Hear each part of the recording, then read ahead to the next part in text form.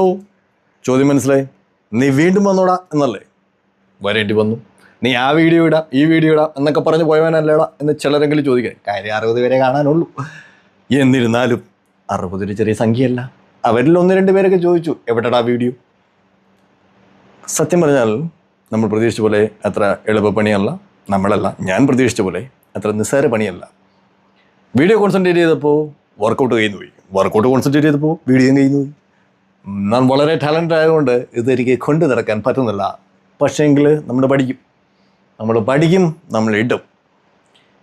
കാര്യം ഞാൻ പറഞ്ഞല്ലോ, സ്വപ്നത്തിലേക്ക് എത്തിച്ചേരണമെങ്കിൽ നമ്മൾക്ക് സൈഡ് ഇൻകം കൂടെ കണ്ടെത്തേണ്ടിയിരിക്കുന്നു. നല്ല ചിലവുള്ള പരിപാടിയാണ് ഈ ഫിറ്റ്നസ്. അപ്പോൾ നമ്മൾ എന്തെങ്കിലുമൊക്കെ ചെയ്ത് മുന്നോട്ട് പോകേണ്ടിയിരിക്കുന്നു. അതുകൊണ്ട് വീഡിയോ വീണ്ടും വരും. കാര്യം നിങ്ങൾക്ക് സമയം പോകുന്ന പരിപാടിയാണെങ്കിൽ കാണണമെന്നൊന്നും ഞാൻ പറയുന്നില്ല.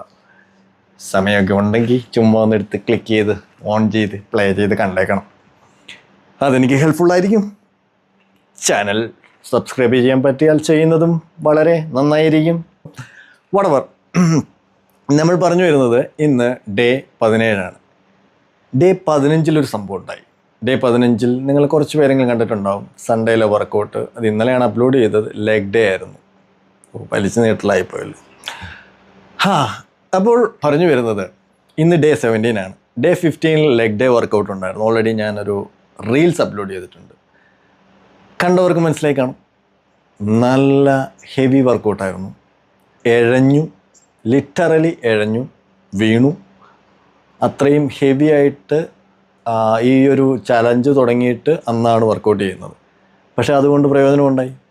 കാരണം മുമ്പ് ജിമ്മിൽ പോയിക്കൊണ്ടിരുന്നപ്പം ജിമ്മ് തുറക്കുന്നതിന് മുമ്പ് തന്നെ അവിടെ പ്രതിഷ്ഠ പോലെ ചെന്ന് നിൽക്കണം എന്നുള്ള തോന്നലൊക്കെ ഉണ്ടായിരുന്നല്ലോ. അതായത് അവിടെ പ്രത്യക്ഷപ്പെടണം ആശാൻ വരുന്നതിന് മുമ്പ് എന്നുള്ള ചില തോന്നലുകളൊക്കെ ഉണ്ടായിരുന്നു.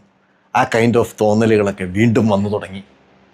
സാധാരണ ലെഗ് ഡേ ഒക്കെ കഴിഞ്ഞിട്ടുണ്ടെങ്കിൽ പിറ്റേ ദിവസം എങ്ങനെയെങ്കിലും ഒഴിവ് പറഞ്ഞ് ചെല്ലാണ്ടിരിക്കാൻ നോക്കുകയാണ് പതിവ്.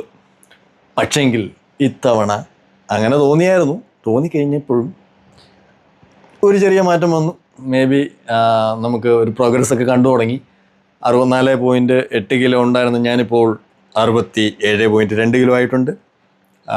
നന്നായിട്ട് ഫുഡ് കഴിക്കുന്നുണ്ടായിരുന്നു. എന്നാലും കുറച്ച് ഫാറ്റൊക്കെ പോയിട്ടുണ്ട്. മസിൽ വെയിറ്റ് ഗെയിൻ ചെയ്തിട്ടുണ്ട്. ആണോ, ചെറിയ പമ്പിങ് ഒക്കെ അറിയാനുണ്ട്. നോക്കിയോ, വലിയതൊന്നും ആയിട്ടില്ല, എന്നാലും ചെറിയ പമ്പിങ് ഒക്കെ വന്നു തുടങ്ങിയിട്ടുണ്ട്. മേ ബി അതൊക്കെ ആയിരിക്കാം. ഒരു ഹാപ്പിനെസ് ഉണ്ട് കാണുമ്പോൾ, ചേഞ്ച് വരുന്നു എന്നുള്ളൊരു തോന്നൽ. അതൊക്കെ ഉന്തിത്തള്ളി വീണ്ടും ജിമ്മിലേക്ക് തന്നെ പറഞ്ഞു വിടുന്നുണ്ട്. അപ്പം ജിമ്മിൽ പോകാൻ നിൽക്കുന്ന ആർക്കെങ്കിലും ഒരു മോട്ടിവേഷൻ ആകുന്നെങ്കിൽ നല്ലത്. അതല്ലെങ്കിൽ എനിക്ക് നല്ലത്. ചുമ്മാ കയറിയിരുന്ന് കണ്ടാൽ എനിക്ക് എപ്പോഴെങ്കിലുമൊക്കെ പ്രയോജനം വരും. അപ്പോൾ സമയമുണ്ടെങ്കിൽ ഇതൊക്കെ ഒന്ന് കാണണം. വർക്കൗട്ട് വീഡിയോ ആയിട്ട് വരും. പിന്നെ ഒരു ഹൈ പ്രോട്ടീൻ ഷേക്കിൻ്റെ റെസിപ്പി കിട്ടിയിട്ടുണ്ട്. നല്ല പൊളി റെസിപ്പിയാണ്. ബ്രദർ ഗിരീഷ് തന്നെയാണ് അതും എനിക്ക് പറഞ്ഞു തന്നത്. ഞാൻ തീർച്ചയായിട്ടും ഷെയർ ചെയ്യുന്നതായിരിക്കും. പുള്ളി തന്നെ കണ്ടുപിടിച്ചൊരു റെസിപ്പിയാണ്. പക്ഷേ ആക്ച്വലി ഭയങ്കര ടേസ്റ്റാണ്.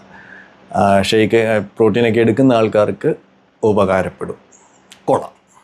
അപ്പോൾ ആ വീഡിയോയും വർക്കൗട്ട് വീഡിയോ ആയിട്ട് വീണ്ടും വരാം. എല്ലാ ദിവസവും വീഡിയോ ഇടാൻ പറ്റുമോ എന്നൊന്നും അറിയത്തില്ല. പക്ഷേങ്കിൽ പറ്റുന്ന ദിവസങ്ങളിലെല്ലാം ഞാൻ വീഡിയോ ഇടും. ബൈ.